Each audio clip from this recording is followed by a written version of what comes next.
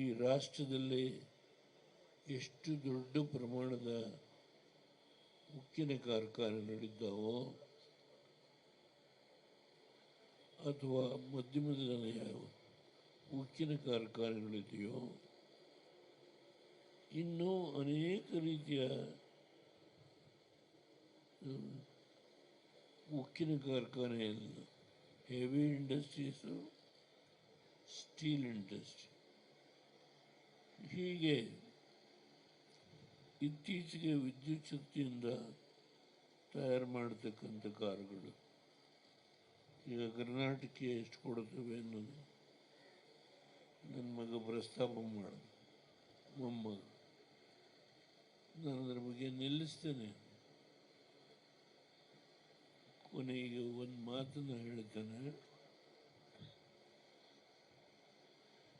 ಈ ರಾಜ್ಯ ಕಾಂಗ್ರೆಸ್ನವರು ಆಳಿದ್ರೂ ಹಸುವೆಯಿಂದ ನಾನೀಗ ಮಾತನಾಡ್ತಾ ಇಲ್ಲ. ಈಗ ಅವ್ರಿಗೆ ಅಧಿಕಾರ ಬಂದಿದೆ, 2 ವರ್ಷ ಆಗಿದೆ, ಆಳ್ತಾ ಇದ್ದಾರೆ.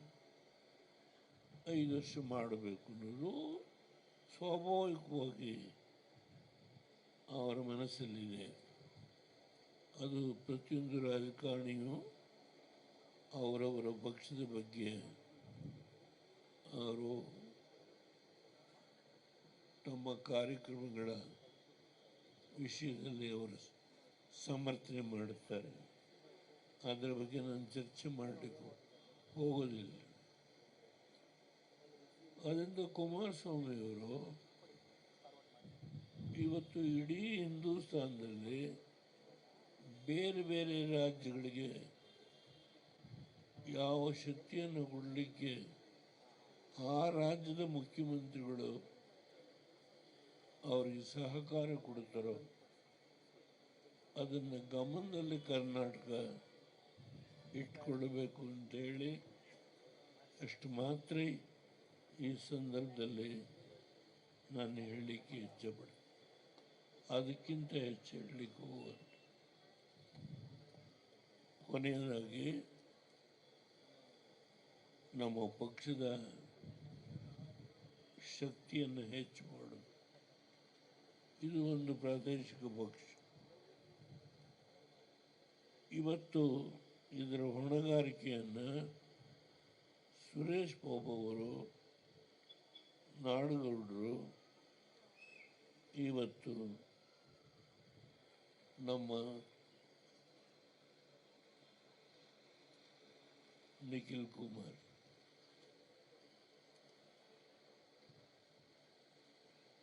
ಇವರು 3 ಜನದೇ ಜವಾಬ್ದಾರಿ ಅಲ್ಲ. ನಮ್ಮ ಪಕ್ಷದ ಎಲ್ಲ ಶಾಸಕರು, ಮಾಜಿ ಶಾಸಕರುಗಳು, ಜಿಲ್ಲಾ ಘಟಕದ ಅಧ್ಯಕ್ಷಗಳು, ತಾಲೂಕು ಘಟಕದ ಅಧ್ಯಕ್ಷಗಳು, ನಮ್ಮ ವಿವಿಧ ವಿಭಾಗಗಳು, ಮಹಿಳಾ ವಿಭಾಗ ಇರ್ಬೋದು, ಹಿಂದುಳಿದ ವಿಭಾಗ ಇರ್ಬೋದು, ಇವತ್ತು ಮೈನಾರಿಟಿ ವಿಭಾಗ ಇರ್ಬೋದು, ಏನು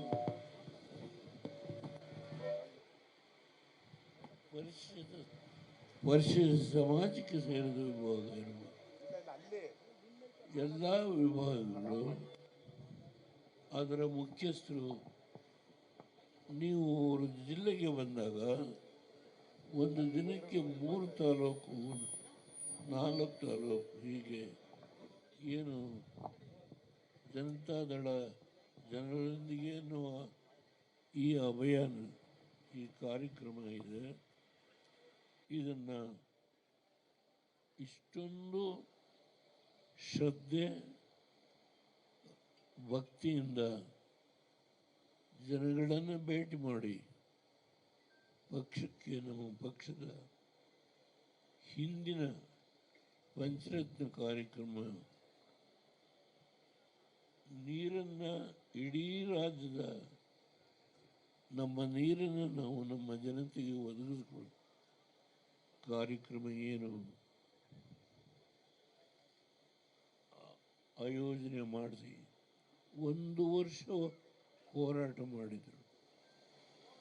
25,000 ಕೋಟಿ ಸಾಲ ಮನ್ನಾ ಮಾಡಿ, ಹೀಗೆ ಕೇವಲ 2,000 ರೂಪಾಯಿ ಗ್ಯಾರಂಟಿ ತಾತ್ಕಾಲಿಕವಾಗಿ ಆ ಒಂದು ಕಾರ್ಯಕ್ರಮಕ್ಕೆ ಮನಸೋತು ಶಾಶ್ವತವಾಗಿ ಈ ರಾಜ್ಯದ ಅಭ್ಯುದಯಕ್ಕೆ ದೊಡ್ಡ ಪೆಟ್ಟು ಬಿದ್ದಿದೆ. ಇದನ್ನೆಲ್ಲವನ್ನು ಇವತ್ತು ನಮ್ಮ ಮುಖಂಡರುಗಳು ಏನು ಈ ಕಾರ್ಯಕ್ರಮ ಪ್ರತಿ ತಾಲೂಕಲ್ಲಿ ಇಡೀ ರಾಜ್ಯಾದ್ಯಂತ ನಡೆಸಬೇಕು ಅಂತೇಳಿ ತೀರ್ಮಾನ ಮಾಡಿದರೆ, ಇದರಲ್ಲಿ ನಿಮ್ಮ ಪಾತ್ರ ಬಹಳ ದೊಡ್ಡದು. ದಯಮಾಡಿ ಕೈ ಮುಗಿದು ನಿಮ್ಮಲ್ಲಿ ಪ್ರಾರ್ಥನೆ ಮಾಡ್ತೇನೆ. ಅದರಲ್ಲೂ ಯುವಕರದು ತುಂಬ ಹೆಚ್ಚು ತಾವು ಕಾಲವನ್ನು ವಿನಿಯೋಗ ಮಾಡಬೇಕು. ನಮ್ಮ ತಾಯಂದಿರು, ಏಕೆಂದರೆ ಮಹಿಳಾ ಮೀಸಲಾತಿ ಅನುಷ್ಠಾನಕ್ಕೆ ಬರಲಿಕ್ಕೆ ಸಾಧ್ಯತೆ ಹೆಚ್ಚು ಅವಕಾಶ ಇದೆ. 2028 ಮುಂಚೆ ಡಿನೋಟಿಫಿಕೇಶನ್ ಆಗಿದೆ. ಎರಡೂ ಸದನದಲ್ಲಿ ಮಹಿಳಾ ಮೀಸಲಾತಿ ಇವತ್ತೇನು ಅಂಗೀಕಾರ ಆಗಿದೆ. ನಿಮ್ಮ ಜವಾಬ್ದಾರಿ ಬಹಳ ಹೆಚ್ಚು. ಸುಮಾರು 78-80 ಜನ ಹೆಣ್ಣು ಮಕ್ಕಳು ಅಧಿಕಾರಕ್ಕೆ ಬರಲಿಕ್ಕೆ ಸಾಧ್ಯ. ಅದರಿಂದ ನೀವು ಜಿಲ್ಲಾ ಪಂಚಾಯತಿ, ತಾಲೂಕು ಪಂಚಾಯತಿ ಅಷ್ಟೇ ಅಲ್ಲ, ಶಾಸಕರಾಗಿ ಸುಮಾರು ಕರ್ನಾಟಕದಲ್ಲಿ 70-80 ಜನ ಹೆಣ್ಣು ಮಕ್ಕಳು ಬರಲಿಕ್ಕೆ ಸಾಧ್ಯ. ಈ ಸಾರಿ ದಯಮಾಡಿ ಗಮನದಲ್ಲಿಟ್ಕೊಳ್ಳಿ. ನಾನು ಹೆಣ್ಣುಮಕ್ಕಳ ವಿಭಾಗದ ಮುಖ್ಯಸ್ಥೆ ವಿಷಯದಲ್ಲಿ ಕೂತಿರ್ಬೋದು. ತುಂಬ ಒಳ್ಳೆ ಕೆಲಸ ಮಾಡ್ತಾ ಇದ್ದಾರೆ ಅಂತ ನಾನು ಕೇಳಿದ್ದೇನೆ. ರಮೇಶ್ ಗೌಡರು ಸಿಟಿ ಅಧ್ಯಕ್ಷರಾಗಿ ಪಕ್ಷದ ಸಂಘಟನೆ ಕೂಡ ಚೆನ್ನಾಗಿ ಮಾಡ್ತಾ ಇದ್ದಾರೆ ಅಂತ ಕೇಳಿದ್ದೇನೆ.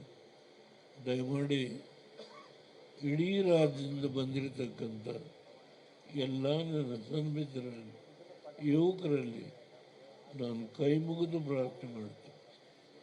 ಸೋಲು ಮುಂದೆ ಗೆಲುವಿಗೆ ಬುನಾದಿ ಆಗುತ್ತೆ ಅನ್ನೋದನ್ನು ಅರ್ಥ ಮಾಡಿಕೊಳ್ಳಬೇಕು. ಎದೆಗುಂದಬಾರದು. ನನಗೆ